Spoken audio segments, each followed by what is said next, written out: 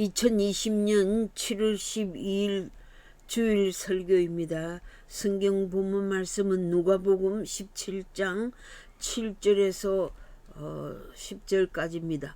제목은 무익한 종입니다. 무익한 종입니다. 본문을 읽겠습니다. 너희 중에 네게 밭을 갈거나 양을 치거나 하는 종이 있어 밭에서 돌아오면 저들어 곧 와 앉아서 먹으라 할 자가 있느냐? 도리어 저들어 내 먹을 것을 예비하고 띠를 띠고 나이 먹고 마시는 동안에 수종 들고 너는 그 후에 먹고 마시라 하지 않겠느냐? 명한 대로 하였다고 종에게 살해하겠느냐? 이와 같이 너희도 명령받은 것을 다 행한 후에 이르기를 우리는 무익한 종이라 우리의 하여야 할 일을 한 것뿐이라 할지니라. 아멘. 오늘 본문은 누가복음에만 있는 특이한 비유입니다. 종의 의무에 관하여 냉철하게 언급합니다. 이 비유의 목적은 하나님을 섬기는 우리의 정신과 태도를 말씀합니다. 비유의 내용은 어떤 농부에게 종이 있었는데 그 종은 밭을 갈기도 하고 양을 치기도 하고 주인집의 무슨 일이든지 시키는 대로 합니다. 그런데 그 종이 하루 종일 일하고 밭에서 돌아왔을 때 주인이 그 종을 집 아래목에 영접해 앉히고 대접할 자가 있겠느냐? 만약 여종이라면 저녁밥을 짓게 하고 지은 저녁상을 가지고 오면 주인이 그 저녁을 먹는 동안에 종은 계속하여 부엌에서 수종들지 않겠느냐? 그 다음에야 종이 저녁을 먹는 것이 보통 사회의 통례가 아니겠느냐. 그러므로 너희들도 하나님께로부터 명령받은 것을 충실히 행한 후에 겸손한 마음으로 나는 무익한 종입니다 라는 태도를 가져야 할 것이 아니겠느냐라는 말씀입니다. 이 비유는 마치 봉건주의 사회를 연상시켜주는 것 같지만 민주주의 사회에서도 신앙의 원리와 보편적인 사실에서 삶에 대한 태도와 책임을 말씀해 주시고 있습니다. 노동자들은 자기들이 일한 만큼 삭전을 받습니다. 노예와 삭구는 다르며 초창기의 노예는 노임을 받을 수도 없었습니다. 노예란 일을 끝내고 밤에 잠자는 시간까지라도 임무의 멍에를 벗어나는 것이 아니었습니다. 물론 노예에도 그의 공적에 따라서 또는 주인의 아량에 따라서 자유를 얻을 수도 있고 지위를 높일 수 있기는 하나 그것은 어디까지나 주인의 은총과 선물이지 받을 권리나 보상은 아닙니다. 본문의 비유에 나오는 주인은 결코 가혹하거나 엄격한 사람이 아닙니다. 본문의 종은 이른 아침부터 일하고 온종일 바깥에서 보냈습니다. 저녁에 집에 돌아와서 피곤한 몸을 쉬고 싶었겠지만 쉴 수 없는 상황입니다. 그 시대의 주인과 종의 관계를 말한 것이고 그 시대의 윤리요 도덕이었습니다. 그러므로 이 비유의 요점은 하나님은 절대적 주인이시니 신자는 무조건 순종해야 할 빚을 지고 있다는 것입니다. 신자는 주님을 위해 고생하고 수고하나 더 일해야 할 빚을 지고 있다는 것입니다. 따라서 신자는 하나님의 명령대로 행하고도 자랑할 것이 없음을 물론이거니와 자족해서도 안 됩니다. 다만 하나님께 대하여 무익한 종이라고 겸손히 고백할 따름입니다. 당연한 의무를 한 것뿐입니다. 그러나 하나님을 위해서 일한다고 하면서도 하나님께서 원하시지 않는 일을 행할 수 있기 때문에 조심해야 합니다. 사람들의 칭찬과 존경을 받기 좋아하는 오만한 자들에게 주는 좋은 교훈의 말씀입니다. 이 본문의 말씀을 통해 세 가지를 찾아보고자 합니다. 첫 번째, 보수를 바라고 일하지 말라는 것입니다. 보수를 영어로 리워드라고 하고 배상을 영어로 컴펜세이션이라고도 합니다. 보수는 고용주가 고용된 자에게 이익을 주는 행위로 money and gift를 합당하게 지불하는 것입니다.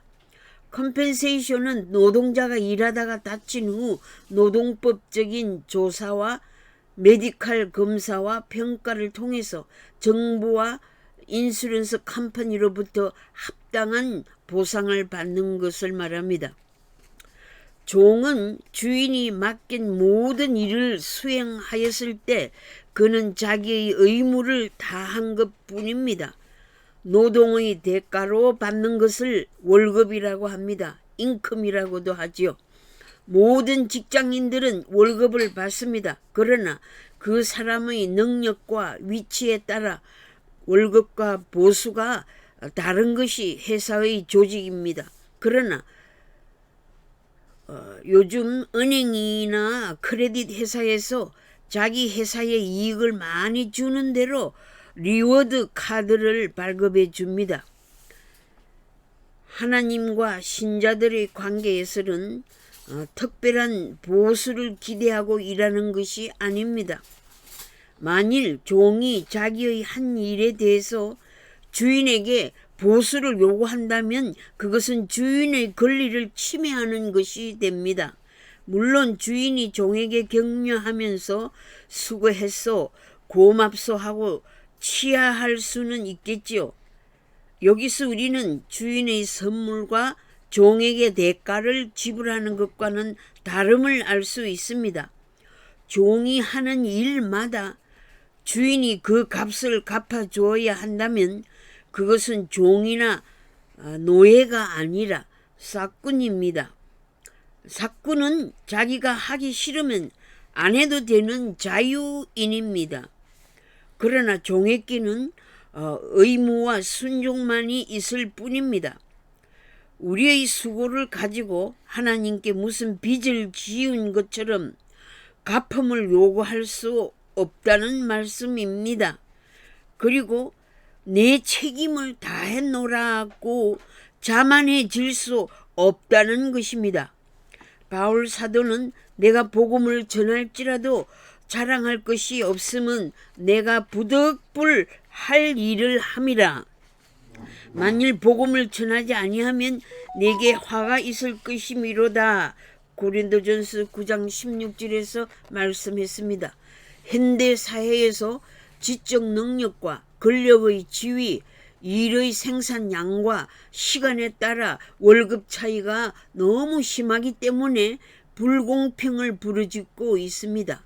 다른 한편으로는 자기의 노동의 대가를 너무 많이 고용주에게 요구하는 이기주의자들이 있는 것이 사실입니다. 현재 우리 사회는 욕심장이, 거부, 캐피탈리스트스, 백만장자, 억만장자들의 돈과 명예의 세력, 직권 남용, 인권 탄압 등으로 독재주의의 문제가 심각하게 대두되었습니다. 지배자와 피지배자 사이의 불공평의 문제가 불의를 생산하고 있습니다.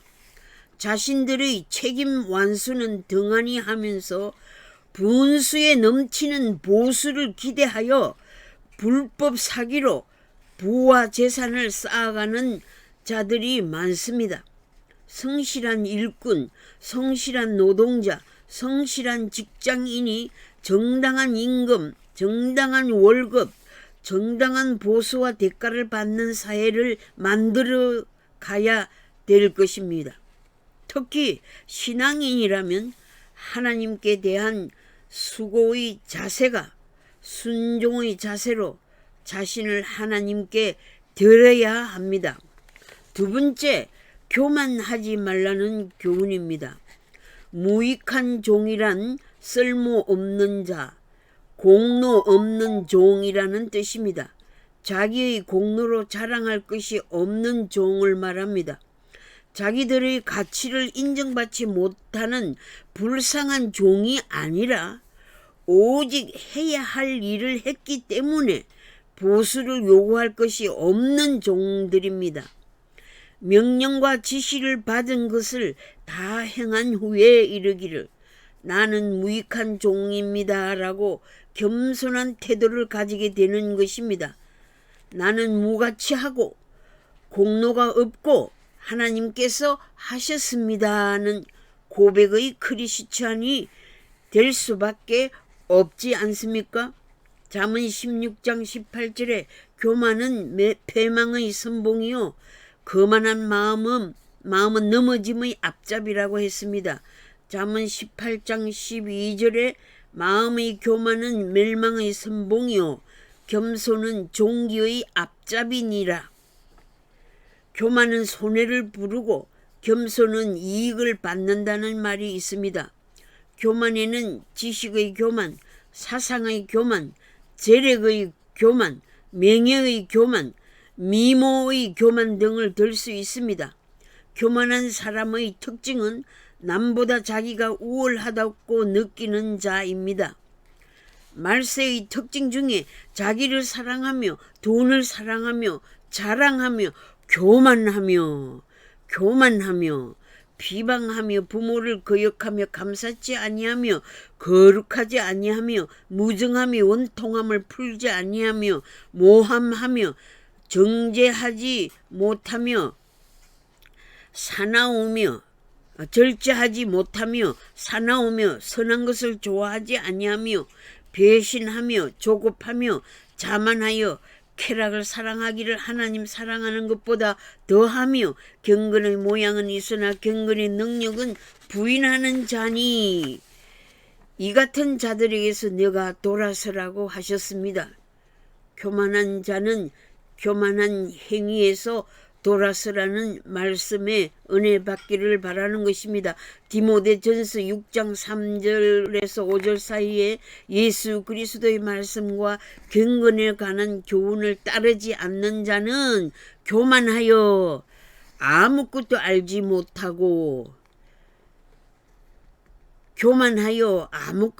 못하고 변론과 언쟁을 좋아하는 자니 투기와 분쟁과 비방과 악한 생각이 나오며 마음이 부패하여지고 진리를 잃어버려 도덕적인 생활을 이권에 따라 하게 된다고 했습니다.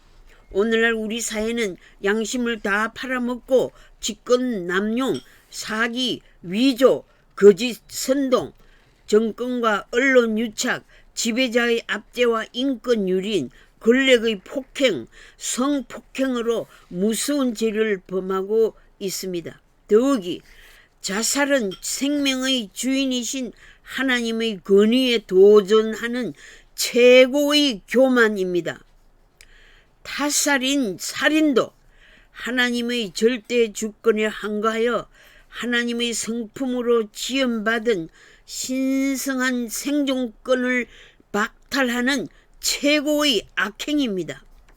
타살과 자살 모두 대한민국의 정치 문화와 사회에 깊숙이 자리 잡고 있는 무서운 죄악입니다.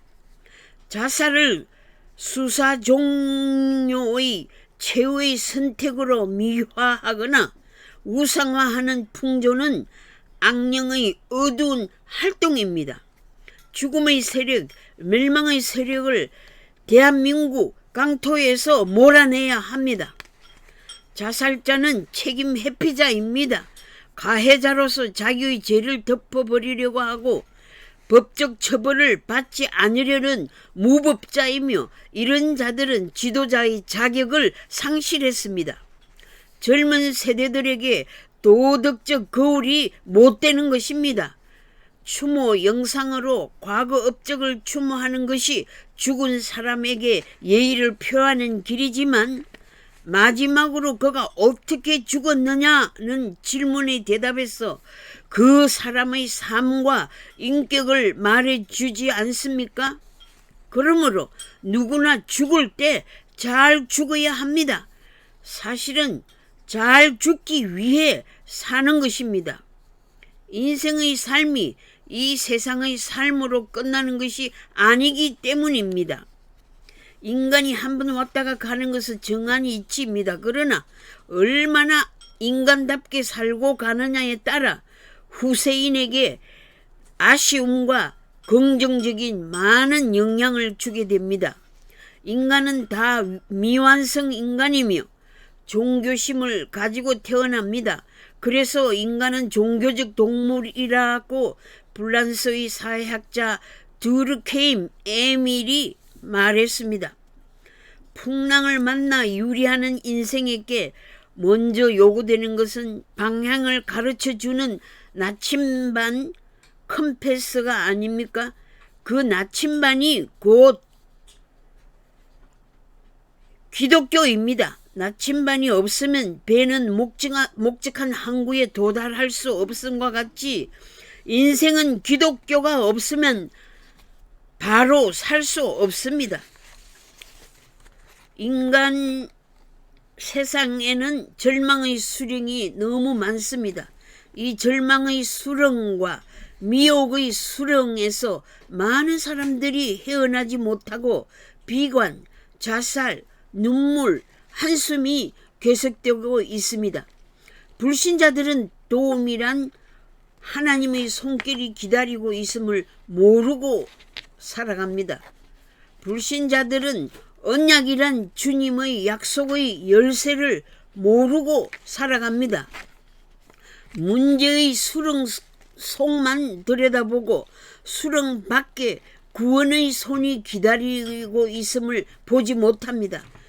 예수님께서 내가 곧 길이요 진리요 생명이라고 하셨습니다. 누구든지 예수님께 나아가는 자는 인생의 바른 길로 인도함을 받을 수 있습니다. 예수님은 바른 길을 알지 못한 바울을 다메섹 도상에서 만나 주셨습니다.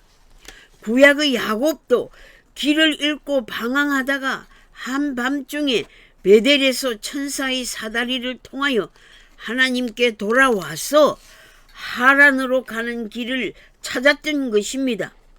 예수님께서 내가 곧 인생의 길이다 라고 정답을 주셨습니다. 인생의 허탄한 자랑은 다 악한 것입니다. 야고보서 4장 13절에서 16절 사이에 너희 중에 말하기를 우리가 어떤 도시에 가서 거기서 1년을 머물며 장사하여 이익을 보리라 하는 자들아 내 말을 들으라고 했습니다. 이 일 저 일로 미래를 계획하고 스케줄 따라 잘 진행해 보려고 하는 자들아 내일 일을 너희가 알지 못하는도다. 너희 생명이 무엇이냐? 너희 인생살이는 잠깐 보이다가 없어지는 안개니라고 하셨습니다. 세 번째로 자기 부족을 알라는 말씀입니다. 대체로 큰 일을 한 사람은 교만하지 않고 자신을 알았습니다. 과학자 뉴턴은 나의 아는 지식이 바다의 모래 한 줌과 같다고 했습니다. 철학의 시조인 소크라테스는 먼저 너 자신을 알라고 했습니다. 인간의 모든 문제 해결의 기본이 자기를 바로 인식하는 데 있음을 가르쳐 주었습니다. 부패와 부정은 어떤 특정한 사람의 것만 있는 것이 아니라 우리 한 사람 한 사람의 체질 속에 깊이 침투되어 있습니다. 내가 자기 진단을 통해 병든 사람이라는 것을 발견하는 것이 급선무입니다. 결국 모든 제약의 원인은 다른 사람에게 있지 않고 자기 자신 속에 숨어 있는 것입니다. 그러므로 지금이야말로 자기 자신의 사상과 판단을 재발견할 필요가 절실히 요구됩니다. 제가 하나님, 한국에 소망을 주옵소서라고 기도했는데 희망의 소리와 절망의 소리가 한꺼번에 들렸습니다. 북한 주민들 노예 생활 벗어날 것이다 라는 희망적 메시지와 박원순 시장 자살 사건의 절망적인 메시지였습니다. 저는 통일의 희망적 메시지를 전하는 자로서 자살 비극의 소리를 좌파들의 독재 권력의 무너짐의 희망의 메시지로 받아들였습니다. 공소권을 없애고 비리 수사를 중단시킬 수 있는 죽음의 선택은 정치적인 비리며 극악무도한 행위에 대한 심판이며 국가적인 범죄를 해결할 수 있는 마지막 기회를 우리 국민들에게 허락하셨다고 감사했습니다. 친중과 종북의 거릇된 사상으로부터 회개할 기회를 가진 것은 대한민국에게 하나님의 구원의 도움이 임하였으므로 감사했습니다. 비리를 덮는다고 될 일이 아닙니다. 지금까지 문 정권의 비리들, 옵티머스 게이트와 라임 사태를, 부정선거의 역사적 사태를, 권력의 게이트를 박원순 시장이 다 묻어버리고 갈 수 있습니까? 이런 국가적 비운의 사건을 통하여 정치적 문화를 쇄신해 가야 될 것입니다. 대권 주자들을 아웃시키는 정치적 불법 싸움은 나라를 멸망으로 이끄는 극악이 아닙니까? 단순한 음모론의 시각만이 아니라 심각한 정치적 폐단이 아닙니까? 후손들에게 비극의 역사를 계속 이어가게 하는 것은 얼마나 부끄러운 일입니까? 죄인들이 무죄로 나오는 것이 신성한 법치국가입니까? 정치 재판 결과를 미리 가정하여 선전선동하는 좌파들의 거짓 운동이 좋은 시나리오입니까? 부정선거를 정당화하는 정권을 그냥 묻어두고 갈 수 없습니다. 국민들의 분노의 소리에 귀 기울이지 않는 거짓 정치가들은 스스로 사퇴하는 길이 나라를 바른 길로 세우는 길이 아닙니까? 썩어 빠진 강력단체장들의 성추행 미투 사건은 국민의 분노를 잠재울 수 없습니다. 민주당의 독재 정치를 하나님께서 그대로 보고만 계시겠습니까? 하나님의 눈을 속일 수 없습니다. 부정과 불의의 정치 지도자들을 정의의 법치로 처단함이 마땅합니다. 코로나 사태 여파로 세계가 고통을 당하는 때에 정은 유착과 검은 유착을 논하면서 공수처를 제도화하여 현 정권의 비리 수사를 막으려는 꼼수로 국민들의 분노를 폭발시키고 있습니다. 하나님은 억울한 사람들의 호소를 들으시고 정상적인 자유민주주의 국가로 회복시켜 주실 것을 기도합니다. 예수님께서 나를 믿는 자는 죽어도 살고 살아서 믿는 자는 영원히 죽지 아니하리라는 소망을 우리에게 주셨습니다.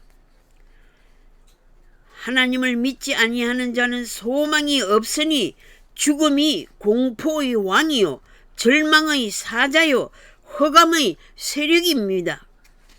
헛되고 헛되니 모든 것이 헛되도다는 허사가만 부르지 말고 소망의 노래를 부릅시다. 한국이 망했다는 애가만 부를 것이 아니라 새로운 정치, 건전한 가치 이념의 정치로 대한민국의 부활에 소망의 노래를 부릅시다. 아멘.